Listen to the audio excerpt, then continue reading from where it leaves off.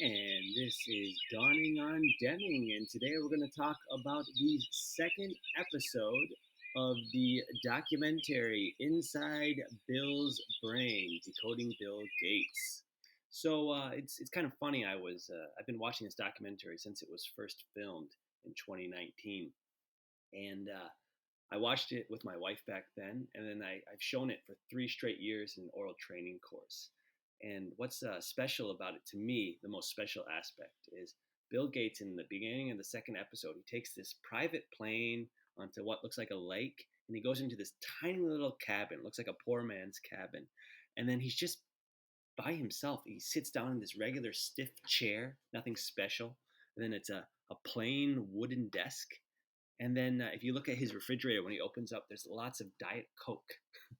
And it's hard to believe that one of the richest people in the world forces himself to stay in this cabin, which seems like it has no modern technology, maybe just lighting. That's about it. And it reminded me of this show called Castle. And my mom used to love watching this show. She watched every single episode.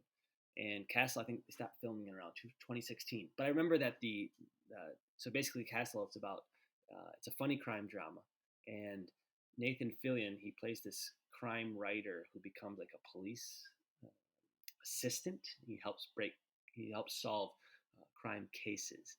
And anyways, he was always getting distracted trying to become a police officer. But whenever he had to write, he would force himself to go to this weekend house he would have, and that's how he would still pump out these novels, even though he was so busy helping the police department. And then, so I actually wanted to look up a little bit more about this because I've been talking about Think Weeks with my students for over 2 years.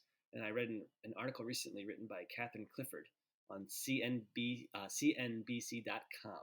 And the term third place was used.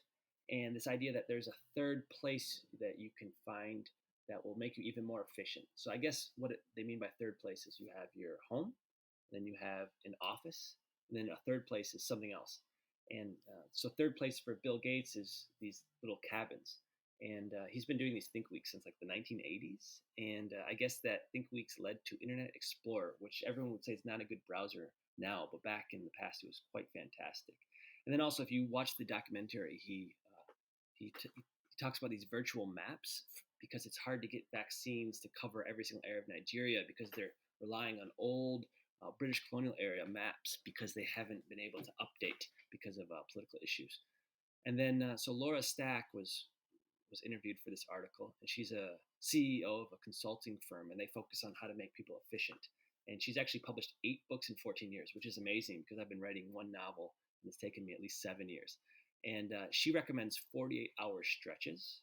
And then actually, the article goes on to mention that you need at least a minimum of 8 hours alone to get anything out of it.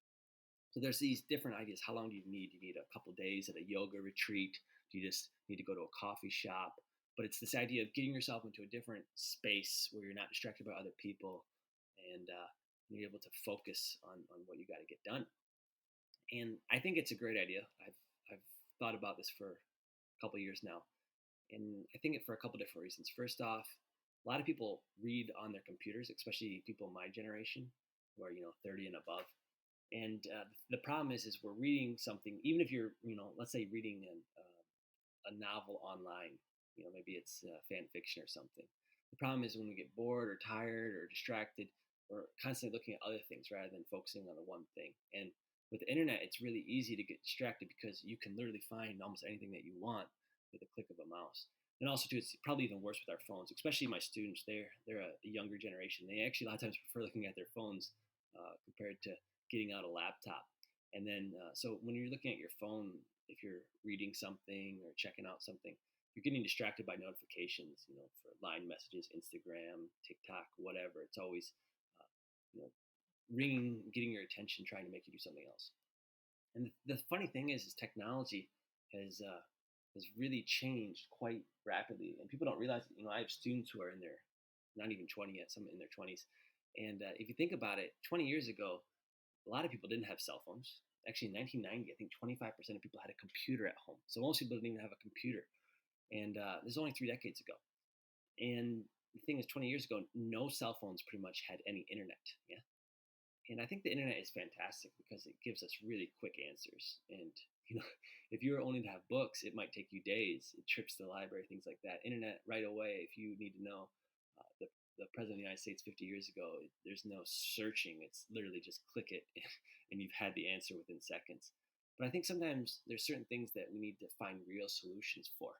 That always trying to rely on a quick Google search is maybe not necessary, and actually, in fact, it might slow us down in the end, or cause us to not come up with the best solution.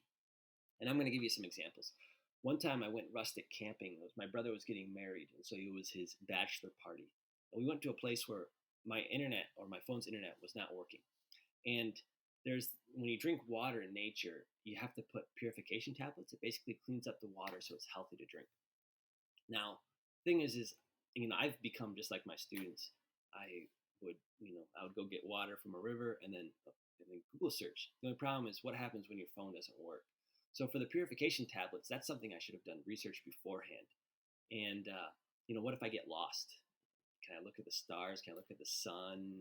Think about where the wind's coming from. You rely on Google Maps or whatever map kind of app you have. And basically, I think I would struggle to survive because I wasn't prepared. And I want to tell myself that technology makes us reactive, right? So when we don't know something, we do a Google search, we look up, try to find an answer. But the thing is, some things in life, just like rustic camping, you actually need to put in the work first. And what I think is nice is Bill Gates has all this time to think about possible solutions. He doesn't just go on the internet and find quick solutions. He sits there, he reads a lot of stuff, and in the end, maybe he can find some type of miracle solution that no one has thought of before. And maybe that's the better way because let's say this. Let's say I read a whole book. Yeah, there's things that I never would have imagined. So, for example, I've been listening to an audiobook on sleep. Yeah, and I could go out and try to find information by looking at stuff online about sleep. But there's studies that I found, for example, that our circadian rhythm isn't even 24 hours. It's slightly longer than a day, and that I would have never thought about early school start times being a problem.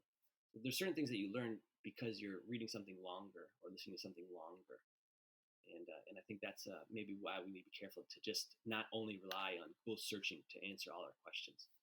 But overall, I think that maybe technology could be stopping us from reaching our potential in some ways. And I think that's why Bill Gates goes on these think weeks because he has a phone with him. He has a computer. You see him using computers and phones in the documentary. But there's something about this tech guru that says, hey, I need to actually remove technology from my life in order to learn and come up with potential solutions. And there's some things I've actually done in my life to try to make myself a little bit less reliant on technology. And also, I want to improve my sleep. It's not good, for example, to go into your bed at 11 p.m. and then play on your phone for an hour. All that blue light, all that light in general is keeping you up because that light from your phone makes you think it's still daytime outside. But anyways, my phone kind of locks up from 9 p.m. to 7:05 a.m. in the morning. So I can open up my phone using the password, but it's kind of a reminder to, hey, Luke, get out of the world of technology and get into the world of calming down and going to sleep. And eventually I want to turn 9 p.m. to 10 p.m. to be a reading time where I just read paper books. And then I try to read paper books on the MRT. I try to, a lot of times, it's a 20-minute commute from where I get on at Gongguan or Taidian Dalo, and then I go all the way to Yuanshan. And so I use that to just read, something rather than just kind of looking on my phone doing nothing. And then I actually had a COVID quarantine for 2 weeks. I've actually been in quarantine 3 different times in a hotel, and I actually really enjoyed it. I got a lot of work done. I kind of used certain parts. I'd wake up in the morning and say, okay, the first 2 hours I just read, things like that. It was fantastic, and it was easy for me to just be by myself. And I think it's easy for Gates to be by himself. And I wonder if a lot of people struggle to be by themselves for extended period of time because they always have technology with them. And then unfortunately, I've actually talked with Think Week with my wife. She's not a fan, and that makes sense because it's a long time. But now I have a baby, so I'll have to think about how I can create a Think Week and maybe like a Think Day.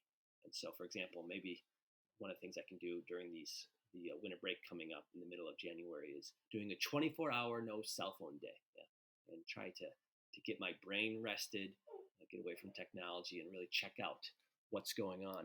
But I think my baby is waking up, and so I think that's about time to end this episode of Dawning on Deming.